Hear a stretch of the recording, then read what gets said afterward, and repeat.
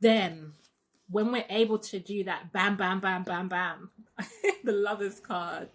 Integration, union, marriage of divine masculine and feminine. Now, this is spiritual, but it's also physical. Do you know what this will do? It will heal our relationships. I say this all the time, but I can't take Twitter. Twitter's too loud for me. But the conversations that are have that we're having online, particularly, especially about men being incapable of loving, incapable of feeling, and you know, all the rejection, the abandonment, the fear, the wounding. And I am part of this community. I woke up this morning after having a dream about my wounds around rejection from masculine energy. So I'm with you. I'm just actively working to heal it.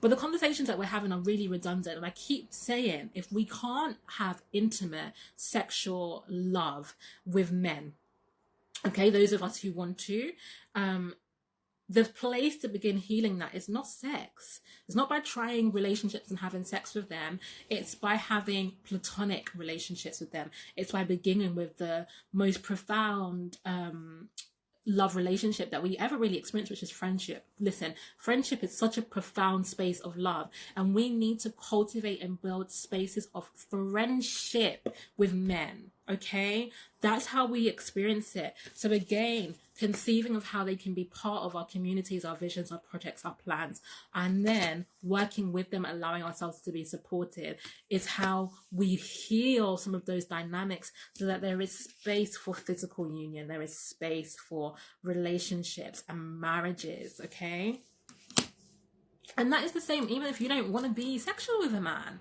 If you don't want to be in a sexual relationship with a man, that lover's card still applies to you, because what it does is it gives you spiritual unity. Okay, and you need to experience God's love through the male body as much as anybody else, even if it's not sexual and intimate. You need the healing of that. I've seen loads and loads and loads of comments. Let me just finish this message and then I'll read them. The next message is, the question was, how do we interact with them, with men, I think, masculine energy. You got the devil card here. So sixes are very present. Remembering that the devil is really the shadow archetype of the lovers here. We got the devil card, and then we've got the two of pentacles. When I said sixes are really present, it's numerology. It reduces to a six. And we've got the two of pentacles change. What do we see? Snake. Spirit speaks with one voice. Scorpio energy, even though it's an earth sign. For those of you who just come into the room, there was a channeled message from like Oshimaria earlier in the reading. Okay, so the snake energy, Scorpio energy, transformation. We can create, how we engage with the masculine is by binding, yin yang. Okay, binding ourselves.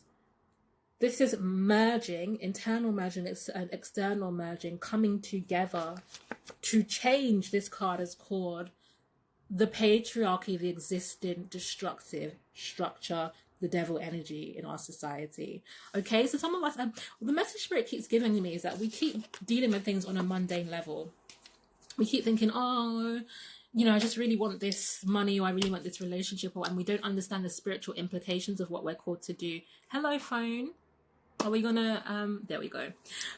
So the message here is that part of the reason we need to heal our masculine feminine relationships, and why we need to have, find spaces for unity and connection with people in male bodies / men, is because that is part of the spiritual work. It's about transforming the existing structures, and that's what it's primarily about. They really can't deliver, though, when it comes to the intimacy needed for friendship. I'm going to be honest with you, because as soon as I read that message from you, what happened was I had like a heart chakra block and like a concrete slate come up, and it's like, this is really how it works. And this is, I don't think you were in the earlier part, so I think this is going to be a whole 2-hour live now. In the first hour of my live, I was talking about this and talking about the need to integrate righteous masculinity, and the fact that we're not in a gender war, right? We're not warring against men, or the concept that men can't do intimacy and friendship, but we're using discernment by energy. Okay, so yes, there are loads of men that's true for. Don't fuck with them. Do you know what I mean? That's not your kin. That's not your team. Okay, that's not your energetic vibration. Those are not your people. But the more that if you focus on that, literally when I read your thing, it was like a wall. You can't receive if you believe it's not possible. It is possible. Let me tell you something. And I'm going to give you an anecdote. I have several men in my life. I'm going to shout out a couple of them. And don't be mad if you're watching this and I didn't say your name. But I want to shout out Simeon, the Leo. And I want to shout out Nathan, the Cancer. And I want to shout out me, the Scorpio. I want to shout out those three particularly because they have provided me so much love and intimacy through friendship. And there's never been any sexual relationship with any of these people. So we can receive it, but we need the energetic wisdom and the spiritual discernment to open ourselves up to divine masculine and righteous masculinity. And as long as we are only focused on those who are spiritually unawakened, to be honest, and are unwilling to heal, stretch, or grow themselves, then we will constantly feel wounded by that mirror. Okay, because remember, all of that energy is also in us. Okay, so I don't mean to chastise you. That's not what I'm trying to say, but I'm like, it's a useless perspective for you to have that. The men are trash, even as a concept, is so useless and it's not regenerative. Loads of men are trash, but you're not a dustbin, so that has nothing to do with you. Okay, it's nothing to do with you. If you live in a palace, the dustbin is just not, it's just, you don't get involved in that. Okay, so you need to find your masculine expressions of royalty, and the first place that you begin with that is healing. Right, as I said, I woke up this morning with a dream about how I feel wounded and rejected by masculine energy, so working on healing that, so that that's not a constant energetic barrier that you're sending out. Your energy is constantly saying, men have hurt me, men have wounded me, men are unsafe. For those of you who just come into the room, make sure, I don't even remember what part it was, but I was talking about the experience I had going into men's changing room. Okay, physiologically sending that signal out. We want to heal that, and then we want to pray, as the message was earlier, spiritual guide. We want to pray to be led towards men, because what did I say? There are divine men, there are righteous men who are wandering around in the wilderness alone, and you can't find them because they don't belong to communities.